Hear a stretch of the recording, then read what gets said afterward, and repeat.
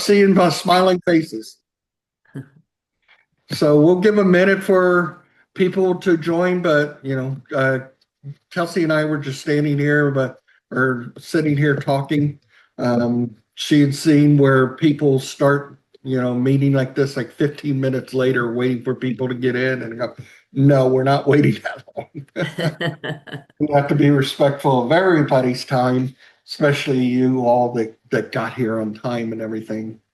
So it's nice to see so many nice faces and everything. I see a whole lot of new names out there. Love having you with us. So thank you very much. And of course, see some of those that I've known and been here before. And, we love our members and repeat attendees as well as all the new people. I see Denise out there. I thought you would call me out. Good to see you.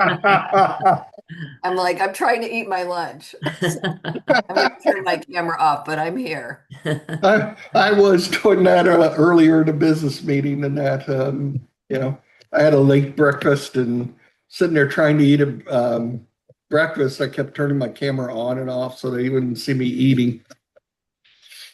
So we will go ahead and get this show on the road. We had, what did I say, Kelsey? 67 people registered for this, I think. So, we're up to 25 now. So, we should get those late joiners here in the next minute or two and that. So we'll allow them to join as we get started.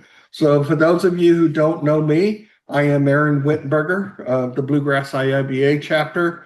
We are so thrilled to have Kelsey Apple and Max Training, Kelsey Apple Consulting, and the RG Freeman Group with us here today that co-hosted this presentation. So Kelsey runs her own consulting company out of Dublin, Ohio. She is a trainer for Max Training in Cincinnati, Ohio. I've been involved with Max for quite a while. I love what you guys are doing up there, Denise, and everything. I take training courses at Max Training. So very good training provider there in Cincinnati. So we're happy to have one of their instructors, a consultant, a business analyst, and an advocate for Agile business analysis here with us. So I will turn this over to Kelsey. All right. Thank you, Aaron. Thank you very much. And thank you to the Bluegrass IIBA for having us here today. I'm really excited to present. My name is Kelsey Apple, and as Aaron mentioned, I'm working directly with Max Technical Training. They've been a training partner since 1998, and we also run what is called an Agile IIBA boot camp for career changers. And I'll talk to you a little bit more about that at the end of this presentation. But again, with Max, we can provide training on-site or virtual anywhere. I'm also representing today the Freeman Group courseware materials from the Freeman Group. I've been a courseware author with them since the early 2000s, before the IIBA was even actually established in 2003. I started writing courseware for what is a business analyst. That really wasn't a well-known role in organizations at that time. So I'm going to talk to you a little bit about my journey as a business analyst. And this curriculum that we use is certified by the IIBA. So you get continuing education credits, the PDUs, if you take some of those particular courses. All right, so let's go ahead and get started. Please, I will be watching the chat window. Ask questions, any questions that you have. I love questions. I think the more that we ask questions, the more that we can learn. This is about a 40 to 45 minute presentation. We'll have Q&A throughout, and also we'll have time at the end. Okay, and so with that, we're going to start about the what is an Agile business analyst. And so please mute, and again, use your chat window to ask questions.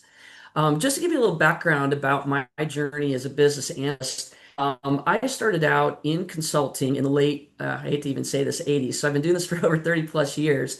And I had a degree in systems analysis. So basically, I can look at and work with organizations to look at different problems or projects that they have and try to solve those through application development. And so I started out as a software developer doing full lifecycle applications. So as a business analyst, I would go out and gather the requirements, analyze those requirements. I might even have the opportunity to design that system, build that system, test that system, and deploy it. And a lot of times I was doing that under a what we call waterfall methodology, which I'll talk about as well. But through my career, as I developed web-based applications, worked very closely with Microsoft and IBM.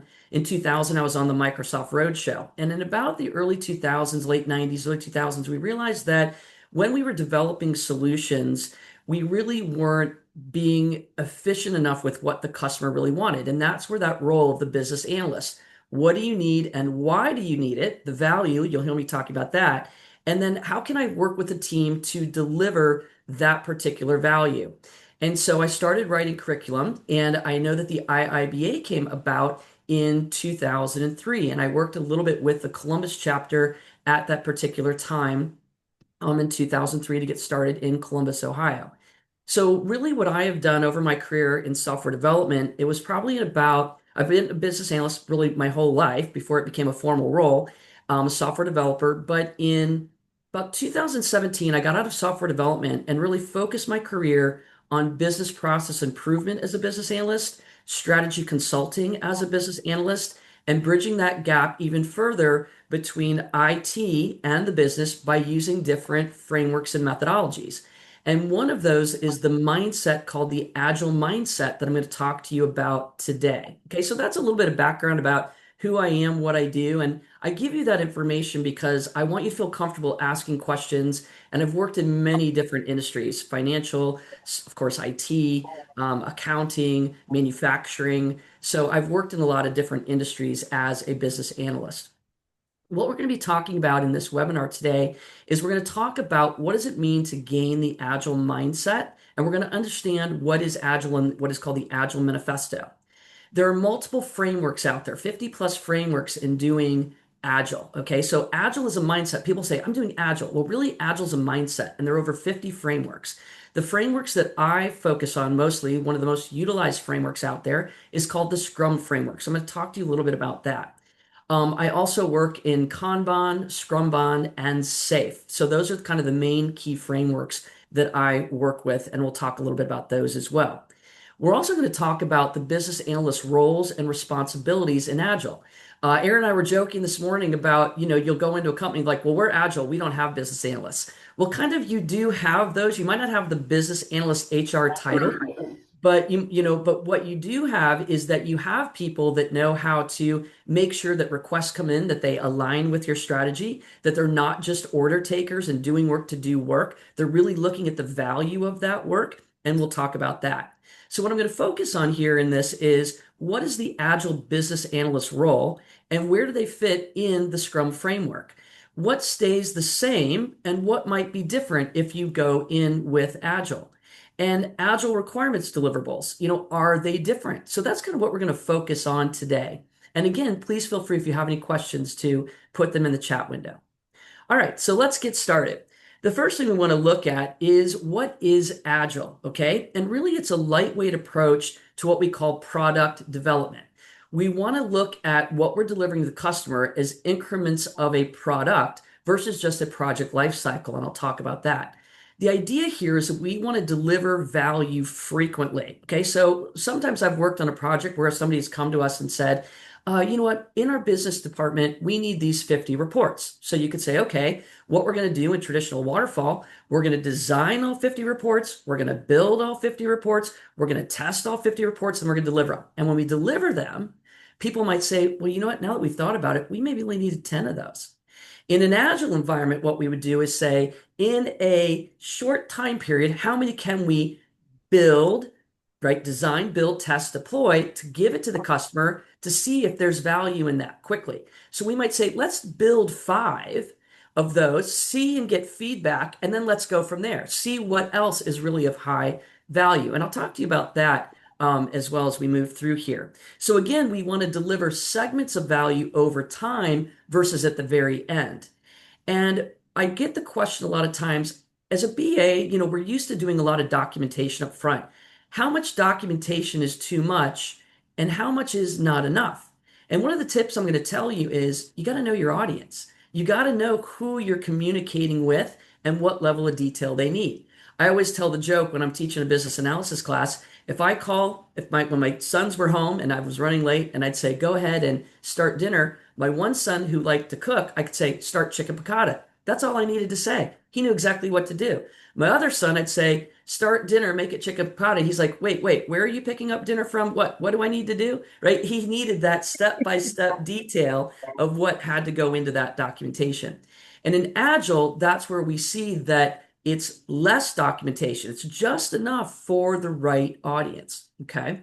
And again, one of the things is really understanding how it's collaborative. It's no longer this business saying, here's what we need and here's how you're going to do it. It's here's what we need and why to meet our strategy. This is why we need it. We're going to trust those that do the work to get the job done, and they're going to tell us how. So it's this collaborative environment, which becomes a cultural shift for a lot of organizations, going from command and control to really more of a collaborative experience. Okay. Now, when we look at the Agile Manifesto, how this came about is software developers in the 80s and 90s were developing products, and they were realizing that a lot of times when they delivered something, it wasn't exactly what the customer wanted. And there was actually a study done, and you can put in the chat window, does anybody know when we developed an application under waterfall, what percentage, once it was delivered to the customer, was then rarely or never used under the waterfall methodology, where you designed everything up front, then you build it, and then you delivered everything? Anybody want to just in the chat window? I've got a couple of 80%. Anybody else? 90. It was about 64, 65%. And under Agile, we've seen that it's about 18 to 20%. We've reduced it because, of course, we're going to maybe misunderstand a requirement or something, but we're delivering value faster. So this group of developers came together and said, how can we do this better? And they created a manifesto. We really need to look at individuals and interactions over processes and tools. We need to look at working product. Now, you'll know the slide says software, but I say the word product. Even though this manifesto started with software development, we now use it in many different industries. I've worked with marketing teams. There are no software developers.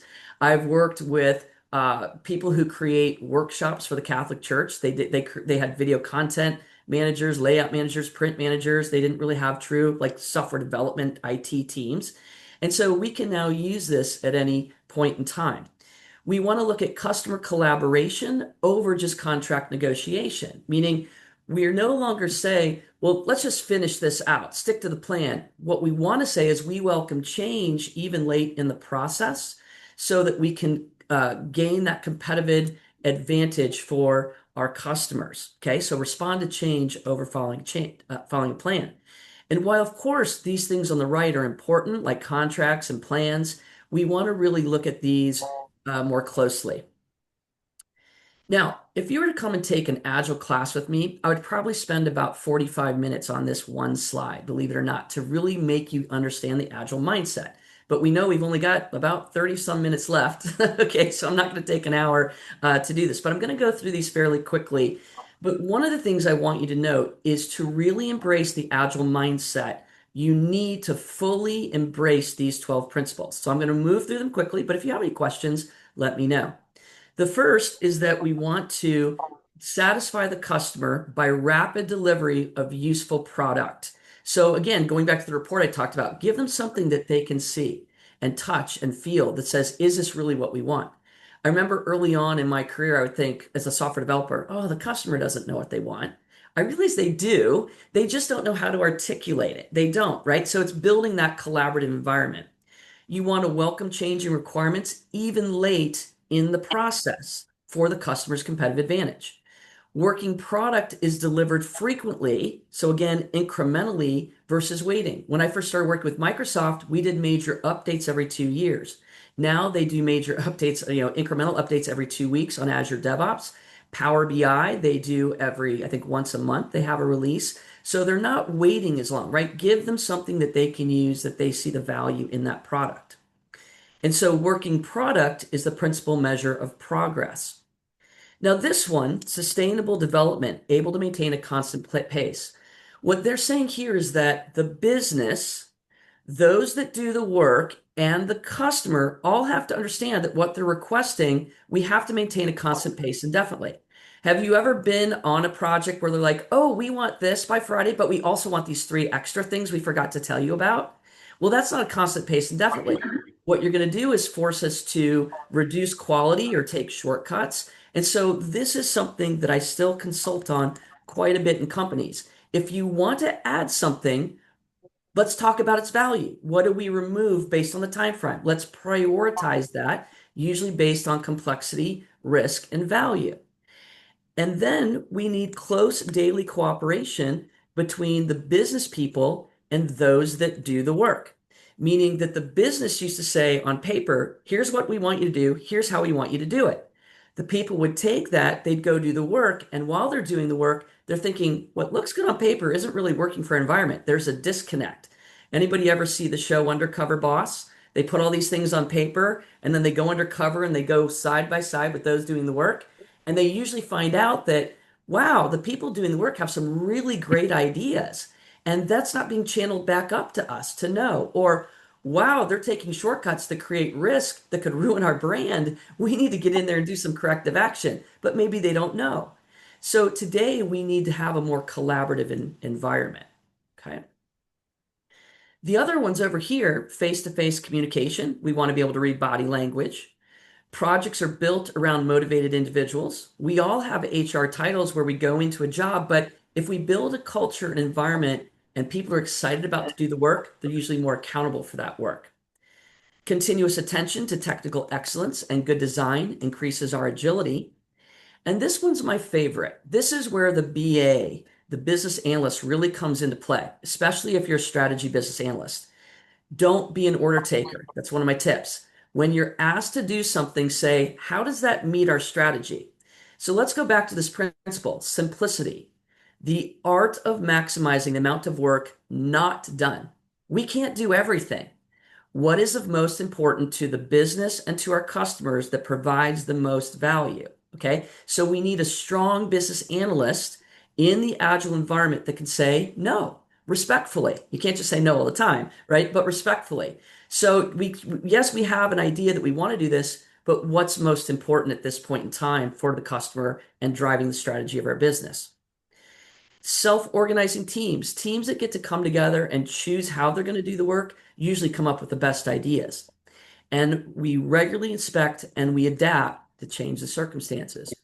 By fully embracing these 12 principles, you get into the Agile mindset. And today, where I still see companies struggle is the sustainable development, maintaining a constant pace, not trying to fit too much in and reducing quality. Daily cooperation of the business. Some businesses have a hard time of saying, just do it this way, and not really listening to those doing the work. And just not saying no, just trying to be everything to everyone. And again, not looking at your quality. Okay. So these 12 principles really need to become embraced by the entire team. I'm going to pause for a second. I'm just going to check the chat window here. Don't see any questions, but again, feel free to put those questions in. Now, when we look at coming from a waterfall environment, right? Let's back up and kind of redefine that. Waterfall is we first go out and we get the requirements. A lot of times that's the business analyst role. What do we need? Why do we need it? We then look at working with maybe a systems analyst on designing that architecture and the development team in building out that product. And a lot of the time, the business analyst was then brought back in at the end. And if something was missed, who'd they blame? The business analyst. Why didn't you think about this? But let's think about that. You can't blame the business analyst. We don't know everything. It's about the team. And so one of the things that the Agile mindset embraces is that you succeed as a team and you fail as a team. And if you use a framework, the process really does catch where something is not fully understood if you follow the constructs of the framework, something like Scrum or Kanban or SAFe. Now let's look at Agile. In Agile, what we do is we look at each sprint or iteration is a fixed time box. And in that, we do the design, build, test, potentially deploy. We do that in every iteration. And so for every iteration, right, if I go back to that report that I talked about where we design all 50, we get the requirements and we design them, then we develop all 50, we test them, and we deploy them, and we find a defect here, I've got to go back and do all 50. But if in a short time frame, I just do 5 and get feedback and we realize there's a design flaw, I only have 5 to correct and I can take that knowledge that I've learned and now implement the next 5 in the next sprint, right? And budget that out to go through that. So the challenges here of waterfall versus agile is that in waterfall, our requirements are fixed. You get everything up front as a business analyst, you fix requirements, and you convey that information to those that will do the work. And this is where we then estimate out our resources and our time. But in Agile, what we're doing over here, in Agile, our resources and time are fixed, and we look at what is of value, that we actually want. Okay. And so we know so in the Scrum framework, they're 4 weeks or less. But once you determine the number of weeks, that's the cadence you keep for at least 6 months to a year. So we might say, okay, we know we have this team, we have 2 weeks, we have 50 reports. Okay. What can we do out of these 50? What can we commit to? Maybe we commit to those 5. And we look at, how we can welcome change. So we get to those 5, we get ready to work on the next 5 and realize there was a new idea that was brought in, no problem. We reprioritize it and we can work on those as well. So yes, we see fail fast and learn from failure, right? So we have to adopt that mindset that failure is not a negative thing. It's how we learn and how we can improve. When you look at Agile project management, okay, what we have is, and let's say we take the Scrum framework for a moment. We have 3 roles in the Scrum framework. We have the product owner. They have strong business analysis skill sets. Their HR titles might be program director, product owner, product manager, director of a product line, and they make sure that what the customer wants aligns with the business strategy. We have the Scrum Master. The Scrum Master has very strong project management skills, and they coach everything Agile. That's the difference. They coach the Agile mindset. They make sure people adhere to the principles and the time boxes in a framework. And then you have the development team. And this is where people get this one confused. They think of software developers. That's not true. The development team is any skill set necessary to create the product. So if I'm in software, then I'm going to have a UI UX designer, a coder, a tester, a database admin, right? But if I'm in marketing, I might have a search engine optimization manager, a content layout manager, an email manager. So there are different titles there, okay? And so usually what we see is the business analyst is usually the product owner, or they can be a trusted advisor or proxy to the product owner to help refine the requirements. And usually what happens is when a new idea or business case is developed, right? Usually the business analyst is involved in that for the business need, the business case. They store those requirements in something that is called a product backlog. That's our repository, okay? And when we have this repository, we can then generate what's called a release plan. So let's say I want to do a university system. So we know that in the university system, we're going to need a module to maintain professors. So create a professor profile, view a professor profile, read them, update them, right? Delete them. We need a student profile. We need a college class catalog. We need a way for students to enroll in it. But we might also want career coaching, online classes, brick and mortar classes, athletics, dining, okay? And so we look at that of what we want as a minimum viable product would be our release 1. So to get the doors open, we need professors, students, class catalogs, a way to enroll. Then we might want to add in release 1.5 career coaching. And then in 2.0, we might want to add athletics and dining into the system. So we generate enough requirements to start building out and looking at what we want to build. Okay, so now when we look at the Scrum framework, and again, we have 2-day classes on just the Scrum framework, all right? We're kind of giving you high-level information. The product owner is the voice of the customer, and they align the customer wants and needs to the business strategy. So they have an ear with the executive team to make sure that what they're building meets the strategic goals of the organization. That's stored in the product backlog. Once you have enough information refined to start sprinting 2 to 3 sprints out, you go into what's called a sprint planning meeting. The product owner meets with the team that will do the work, the development team, in a sprint planning, and they go into this meeting, they determine what they can commit to and what the goal of the sprint is. So the output of the sprint planning meeting is the sprint goal and the work they've committed to from the product backlog. The work they've committed to, so let's say we're going to do the student module and the professor module, right, for this sprint. It goes onto our sprint backlog. The sprint backlog is the plan to execute for that time box. And this time box, let's say, is 2 weeks. So on Monday, they might have a sprint planning meeting. They commit to developing the student module, the professor module, and every day they go to work. They then every day do what is called a daily scrum meeting, also known as a stand-up. Now, a lot of people think this is just a status meeting. It's not. It's about the team holding each other accountable and building trust, saying, am I working on something that meets the goal? It's not just that I worked on something, it's how does it meet the goal that we said we would work on coming out of planning, okay? And so we hold each other accountable, we build trust, we start to learn what each other's doing, we start generating a common glossary of terms, and all of a sudden, when we get through the daily scrum, we do that every day. At the very end, we hopefully have created a product, right? And it's up to the product owner whether or not they want to deploy this product or release this product. We then take it into sprint review. This is not with the development team. It's what did the not what did the development team do? It's what did they build that is fit for use for the customer.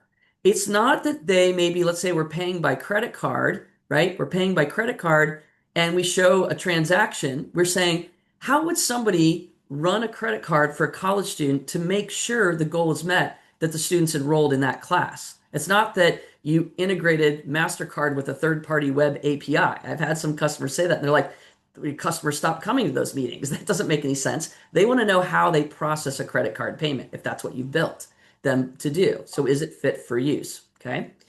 And we get that feedback from the customer, and it goes back into the product backlog, any new ideas, any defects to be reprioritized. The team then meets in what's called a sprint retrospective, the product owner, the scrum master of the team, and they say what went well and what didn't go well in this 2-week sprint. And they do that in regards to 4 things: people, process, tools, and the relationships between those things. Okay. So this is kind of the Agile mindset with the Scrum framework. And now we're going to talk more specifically about the roles of the business analyst. Okay. And so again, there are 4 key ceremonies. Now, how does the business analyst fit in here? Well, they can be the product owner. They can be on the development team as a trusted advisor to the product owner. So they sit with the team, and 50% of their time is working with the team in the current sprint, and 50% of their time is analyzing the requirements in the product backlog, helping refine the way that the requirements should be written for the next 2 to 3 sprints out. And that's what I'm seeing today in business. Okay. And so what we see here is we're going to now talk a little bit. I'm going to give you a little excerpt from the Agile Business Analyst course that we have. And we're going to talk about differences in business analysis and Agile business analysis. We're going to look at an overview about IIBA. I'll give you a little bit of information on where to find Agile information for IIBA. And we'll talk about some industry standards and changes to expect as being an Agile business analyst. Any questions at this point? Kind of monitoring that chat window there. Okay. So one of the questions I'll see a lot of time is that we've got one here. Okay, so Aaron's just talking about he sits on the delivery team and supports the entire team, but specifically the product owner. Yeah. And so, a lot of times people say, my skill set is BA, but people don't really have that title. Where do I fit in? And a lot of times it's the product owner. They might have program or product managers. And we want to make sure that we understand that these businesses really do have business analysts there. They maybe just don't call them business analysts, all right? Now, when we look at what is business analysis, there are two main organizations, IIBA and PMI, that talk about and promote standardizing the skill sets, tools, and techniques for business analysts. So with IIBA, they say it's the practice of enabling change in an enterprise by defining needs and recommending solutions that deliver value to the stakeholders, right? And stakeholders are anybody that might receive information, might provide information, might benefit from the solution, or might feel impacted by the solution. PMI says it's a set of activities performed to identify business needs, recommend relevant solutions, elicit, analyze, specify, communicate, and manage requirements. And really, that communication is a very strong skill set of the business analyst. So if we say, what is Agile business analysis then, right? It's really just business analysis that is performed in the context of an Agile project or building an Agile product. Is it different? Yes, but not really, right? So in other words, the things that might be different are the types of activities or the timing of activities or the rigor of those particular activities. And what we usually see is the business analyst spends more time collaborating, communicating versus documentation. Now, I'll have people say, "Oh, I heard Kelsey. She said no more documentation. I don't have to document anything." That's not what I said. Okay. What I said is know your audience. If you have something complex, break it down. Use your tools and techniques like context diagrams, workflow diagrams, business process modeling. But if it's simple, something that everybody's done before, you may not need that level of documentation. Okay. So what we see is yes, we do have less emphasis on documentation. One of the things we have is what is called a user story. As a role, I have a goal to provide some value. So as a college student, I want to pay for my class by credit card so that I do not deplete my savings account. Or as a professor, at the beginning of a course start, I want to see a roster of my students and where they are from so I can build better collaboration with my students. So you have a goal. Why do you need it? What's the value? Why are we doing this, right? Changes are encouraged. An agile approach is designed around flexibility and adaptivity to maximize the value of the solution. So again, we welcome change even late in the process. So you've created that first module where the student's allowed to pay by credit card, and you do a demonstration and the customer says, "That's great. You showed us how we process the credit card payment for the student. What we forgot to tell you, I know you're working on Venmo the next sprint, but what we forgot to tell you is a student can split it by 3 credit cards." Okay, no problem, right? Under traditional waterfall, like, wait, that's a huge change in scope. We've got to go through formal change control. We say, no, we welcome change even late in the process. What that means is what's more important? Do you want us to start on Venmo or do more people pay by 3 credit cards? What's your market? Who are you doing this for? We welcome change even late in the process. That's another culture shift that we have there. And a lot of times it's direct communication. The team is empowered. Those doing the work should be empowered to be heard and speak up. And the product owner, again, the business analyst skill set, becomes their champion. We told them to build it this way, and they said, there's a much better way to do that. Why are we doing it that way? We've learned new technology. That's the old way. There's a better way. We need to be their champion for the business analyst or product owner role in the Agile Scrum framework to say, hey, business, we can do this way, but we found a better way to increase our agility. Okay. And so we need to make sure that as a business analyst, we focus on that communication, collaboration, and we become the champion for those doing the work as well as the business to communicate to the people why we're doing the work. So when I work with Agile teams, especially the development teams and the Scrum Masters and the product owners, I'm like, what culture are you creating? Are you really listening to those doing the work? And I empower those that do the work to feel comfortable speaking up. Now, if we look at business analysis components, right, we're looking here that we have planning, stakeholder engagement, elicitation, analysis, monitoring, solution evaluation. We know that these are all things that we do as part of business analysis. And when we look at the IIBA in the context of business analysis for a given Agile project, we're still going to have our needs analysis where the BA comes in.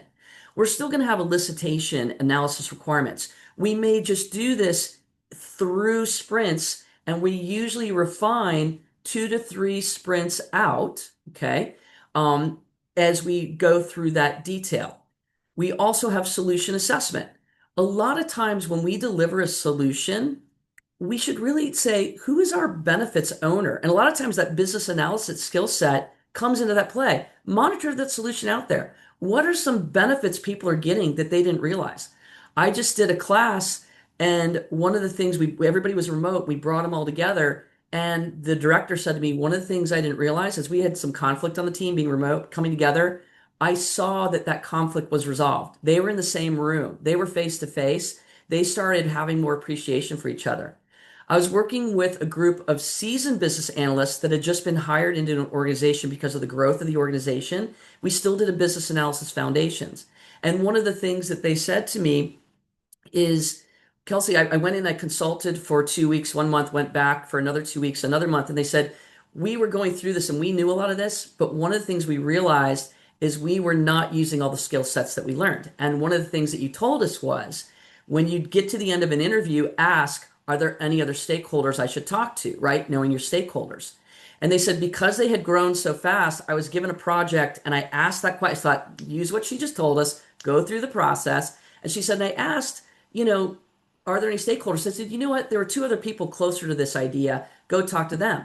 And when she went and talked to them, they realized that 2 other projects had been of higher value. This had been knocked down. She realized she just saved herself about a month of work and saved the business about a month of work by just going back and doing your main core business analysis skill sets, even though they were working in an Agile environment. Now, to learn more about business analysis, we know that the Babbitt Guide version 3 at the back has information on Agile. And they also released the Agile extension, and PMI does as well, but I know we're focused here with IIBA. So these are just a couple references for you if you want to learn more about this at this time. When we look at the business analyst versus the product owner, okay, the business analyst is anyone taking the responsibility performing those activities. Again, what I'm seeing today is that you might be the product owner, which is the person responsible for working with the product development team to provide the specifics about the items in the product backlog. But what I'm also seeing is they've got a product owner, they're taking the strong business analysis skill set, that person, putting them on the development team. They're now a member of the development team. 50% of their time is analyzing those requirements for that given sprint, answering questions, because we got to remember the product owner is a very busy person meeting with different customers in the business. And now we want somebody to answer questions in real time for the development team. So that business analyst is a proxy or trusted advisor to the product owner. They start building a common vocabulary and they help to refine and work through requirements for the next 2 or 3 sprints. And you've heard me say that many, many times here today. So product owners are responsible for guiding the success of the product and leading that team, where business analyst is really working as that trusted advisor on the communication collaboration piece with that team. So what stays the same between waterfall and Agile, right? Business analysis is still business analysis, regardless of the delivery approach. Every business analysis process performed or considered for a waterfall can be used, and a lot of the same techniques are relevant, right? Do you know your audience? Do you have the right stakeholders? How much documentation is too much? How much is not enough? And when you're writing those requirements, the format just might be a little bit different. And we're going to talk about that. So what can we expect to change? Well, sometimes the names of the activities. We're now going into a sprint planning meeting, or we might have a backlog refinement session, which is really a requirements workshop, potentially, right? So it just depends on your terminology, the length of the activities, the frequency and timing of those activities, and how formal does it have to be? We talked about it's less documentation. It's more about collaboration. If people understand it, like I said, make chicken piccata. I know my one son understands that. I can just say that. But if I have, my other son, I'm going to have to send the detailed information. And the approach, the way you tailor it might be a little bit different. Generating that glossary of terms. So when we look at Agile requirement deliverables, use what you know to convey complex information. I'm still on projects where I might use a context diagram or a use case diagram or a business process model. I do a lot of BPMN 2.0. But now what we're seeing a little bit different is what is called the user story. And in the user story, this is that as a role, I have a goal for the value. We want it more user centric. What we're also seeing today is the business analyst is right up front. The idea that you have a requirement that's been accepted as a high priority, you help create the user acceptance test. It's not just at the end, it's not an afterthought. So these are two things that we're seeing more often. And when you create a user story, another tip I'll give you here is we use what's called the invest test. And when we use the invest test, what we're saying here is when you write the requirement, is this requirement independent? Can it stand alone? So can somebody just pay by a credit card? Yes, because you can have mock dummy data. You can build your screens. You can test it, that the information is stored in the database. Is it negotiable? You said you wanted pay by credit card, MasterCard, Visa, Discover. We're going to negotiate. We think in the sprint we can only do MasterCard, Visa. We need to put Discover as a separate story. Is there value in it? Yeah, because 80% of our people pay by credit card. One of those two, that's the value. That's why we're doing it. Is it small enough that the development team can estimate it? Is it too big or too small? Size will mean, can the story fit into one sprint? If it can't, split it, right? Change it. And can we test it? If we can't test it, how do we know it's complete? And another tip I'll give you is when you are writing requirements, make sure your tester that sits on that team gets eyes on that because they can tell you immediately if they can test that or not, or if that requirement's ambiguous. Because a lot of projects fail or they're misconstrued on the requirement because they're too ambiguous. Okay, so that's another tip. And I'll summarize these as we get to the end. Traditionally, we would have a requirements repository, maybe on a shared drive, and today that might be a little different. You might be using Azure DevOps, you might be using Jira or some other tool. No longer are we creating shared drives trying to find where we put that particular information. And when we look at where does business analysis fit, again, the same thing. We still have the needs assessment, right? Why are we doing it? What are we doing and why? That's the business analyst role. We look at generating those stakeholder requirements. Do I have the right stakeholders, right? And when I start looking at those things that are most complex and risky and the most value, I start decomposing those and I use the tools that I know, context diagrams, business process models. And if it's though something we've all done, not complex, not high risk, I might just generate it as a user story. But again, I can use all the tools and techniques that I know to support it. And now we go into incremental delivery. I start building out those increments in my solution requirements. So when we look at the working systems that delivers that value, I now need to think about, we've got a project for 50 reports. I don't want to say, let's design 50, build 50, test 50. I want to say, what are the highest value reports that you want, that you think will give you the highest value? Let's build those. Let's look at those. Let's see what's the most important and let's do incremental delivery. So in the BA's workload, right, we have planning. We've talked about this, where we go and we look at the requirements analysis. As the BA, I'm looking into the next iterations. And I'm also doing business analysis work throughout the current iteration and the next couple. I'm adjusting, I'm refining, I'm communicating, I'm validating. Same type of skill sets I had, just a little bit different rigor to it. Okay. And so in summary, what we're talking about here is business analysts focus more on analyzing requirements through an iterative approach versus documenting it all up front. Business analysts assist the product owner by documenting and analyzing those requirements, and business analysts assist the development team by coaching on facilitation, collaboration, generating examples, and transferring knowledge. And you can do that in sprint planning. You can do it in the daily scrum. You can do it in the sprint review. You can do it in the sprint retrospective, in the scrum framework. So some of the tips that we talked about going away with this, right, is know your audience. Use the 5 W's of journalism. As BAs, you probably know this. Who needs it? What do you need, right? Why do you need it? When do you need it? Where do you need it? And then you do that before you determine the how. Don't just be an order taker. Simplicity, the art of maximizing the work not done, is essential. Make sure you're collaborating with the business and those doing the work on a daily basis. And make sure that you're committing to something at a sustainable pace, right? For indefinite time. You don't want to just keep taking on work to take on work. And do your requirements meet that invest test? So one of the things I like to always show my business analyst students as they go through the foundations of BA, because I really hammer in, know your audience, know why you're doing something. Don't just do it, but no, don't just execute, know why, and feel empowered to speak up. So what happens when a business analyst decides to change careers and open a food truck? Look how much this why a burger is. Okay. All right. It's all about the why. Okay. So first of all, just a couple things I want to share with you, and then we're going to open it up for more questions. Again, for those of you who are attending that maybe want a career change or want to break into the IT space, Max Technical Training will have the Agile IT Business Analyst Bootcamp. We start October 6th. I'm managing that product, and it's a wonderful program. So again, please connect with us if you have any interest.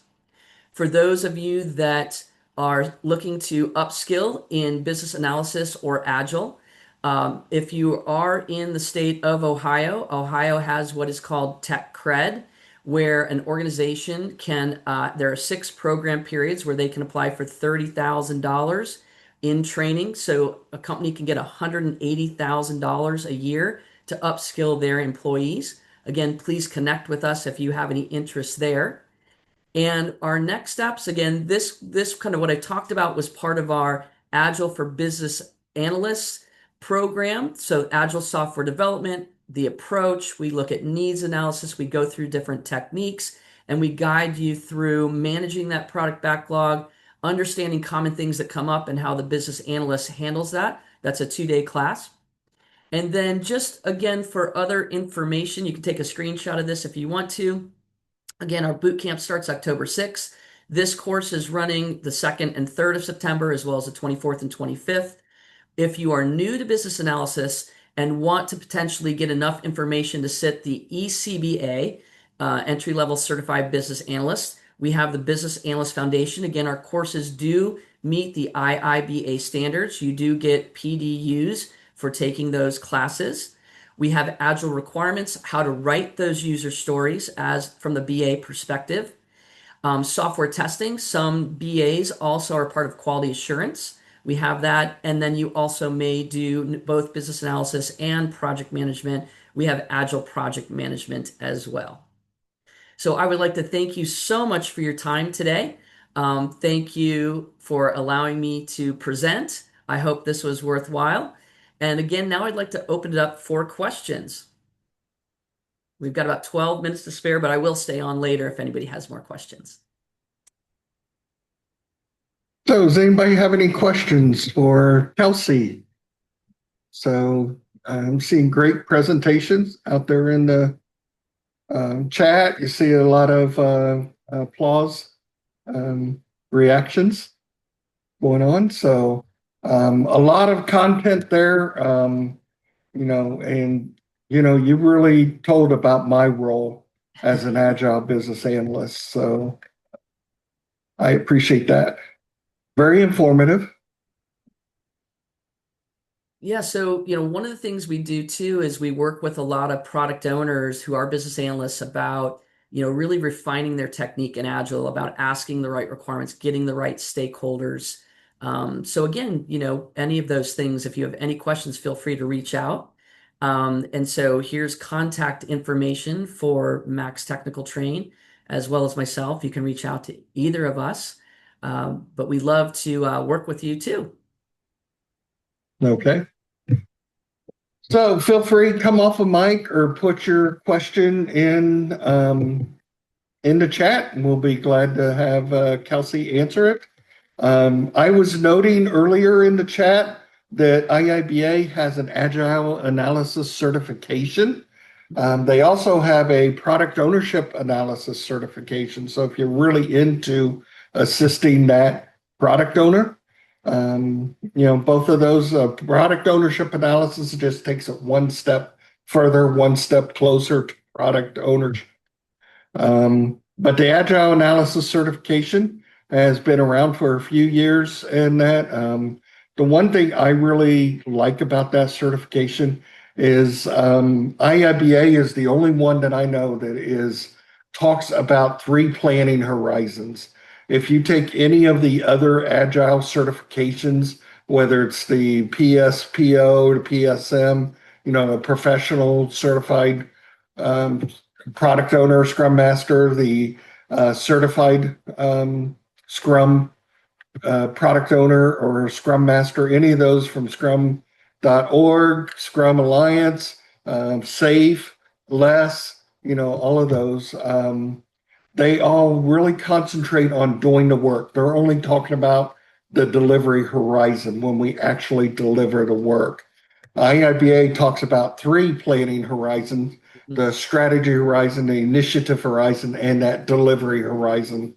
So that brings it back to the organization and how organizations, at a strategy level, decide what projects, what products to support and fund, as well as give them the resources. And if there's a change at the initiative horizon that, a product is decided, all right, we've delivered enough, we've delivered the 80-20 rule, we've delivered 20% of the product on our backlog, that's 80% of the value, that's enough. The other 80% is not worth developing, and they cancel the rest of the sprints and everything. There's resources now that can be freed up and allocated to other products and other initiatives going on. So that's really what the Agile Analysis certification talks about. And like I said, the other organizations, I don't see them talking about that. They concentrate on delivery, and actually doing the work. Yes. But as we're all in a business environment, and bringing it back to the organization is important. Right. And we have a question out here, how strategy analysis and agile business analysis is different. And that's exactly what Aaron was just talking about, is that we actually have a course on strategy analysis that maps the IIBA. It's all about the what and why from the business perspective. And that goes back to me saying, don't be the order taker. So if you hear it, what does that do for our impact? Are we doing this based on return of value, return on, ROI? And how do we look at that? It could be, what are we passionate about? What can we actually do? What can we actually sell? And then we intersect that. So if any projects outside of that intersection, we wouldn't do it. So in our strategy courses, we talk about that. What is your mission statement? What is your vision? What do you want to do? And then how do you align that as a strategic IIBA? And we've got another one here that talks about including testers from the beginning is a great suggestion. Very recently, we introduced it into a project. It is. I worked with a bunch of BAs out in Denver. I was out there for a couple months, and I kept saying the first time we started with our workshop as we were doing work, I'm like, where are your testers? Like, oh, they're kind of, they're in a different silo. I'm like, get them in the room. And within 2 days, they saw the value immediately, how quickly they could write the requirements without ambiguity. So it really is a great thing to do. Certification in the boot camp. So in our boot camp, we provide 2 certifications. That doesn't mean we can't add another one, but you would have all of the materials to pursue the entry level ECBA. So you get all the materials to study. The exam voucher is not included, but that's something we can always talk to you about. The 2 exam vouchers that are included in the Agile ITBA bootcamp is the ITIL certification, information technology library certification, right? And then that's about, running IT projects, as well as the Scrum. You can either do the Scrum Master or the product owner certification. You get a voucher to take one of those 2 exams. And so you come out with the product owner or Scrum Master level 1 certification and the ITIL certification, and then you have all the materials if you want to pursue. Now, we do know that some of the chapters support, I guess this would be a question for Aaron, they support students and sometimes will provide a scholarship like to sit that exam, or they have exams at the chapter that some organizations do that. We've had students go to their local chapters and the local chapter has supported them taking that exam. Yes, absolutely. And the certification itself is from our parent association, the IIBA, which is the International Institute of Business Analysis. It's actually a Canadian association. So they're in Ontario, Toronto, Canada. The certification actually comes from them. Bluegrass chapter will help you prepare. We do a study group every year. We've done it twice a year sometimes.